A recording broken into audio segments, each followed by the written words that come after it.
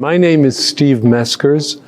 I represent the 150th District in Greenwich, Connecticut. I'm standing here at the podium of the House of Representatives. This building was completed and occupied in 1878. I have the privilege and honor to serve within this chamber. I'm happy you've joined me here. I'm looking forward to this virtual tour. Our Capitol building was completed in 1878. It is the only state Capitol building in the country to use high Victorian Gothic architecture. The most identifiable feature of high Gothic design is the pointed arch. The exterior dome is surrounded by 12 statues, which represent agriculture, commerce, education and law, force and war, science and justice, and music. The building's dome originally had a large statue on top of it, named the Genius of Connecticut, which stood as a symbolic protector of Connecticut.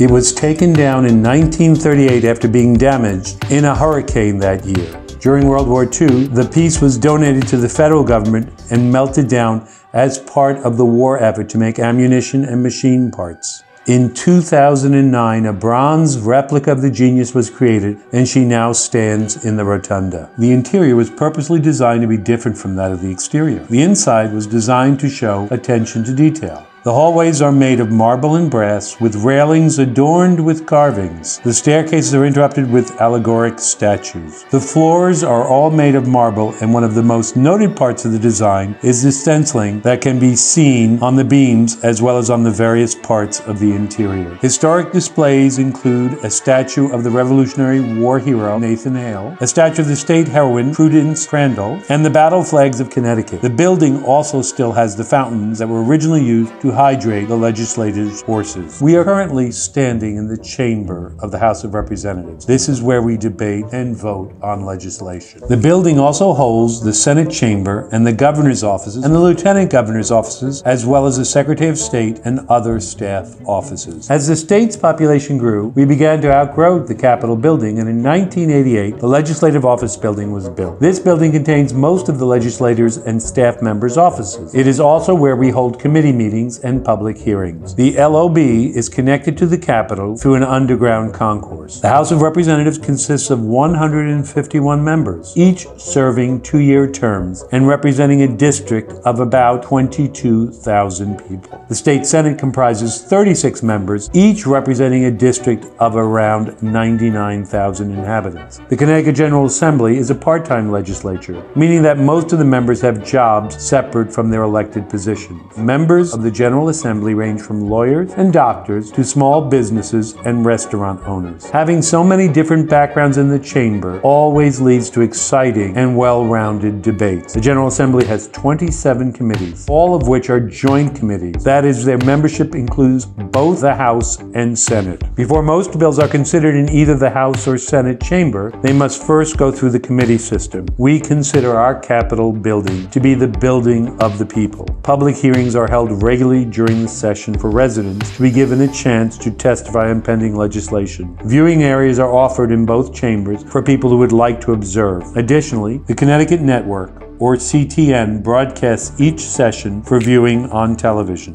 The entire chamber often recognizes civic and youth groups, particularly championship-winning sports teams such as our beloved Yukon Huskies. As your state representative, I encourage you to come to Hartford, to come to our state's capital, to visit, to tour the buildings, to see the historic sites, and importantly, to testify and make your voice heard in our assembly.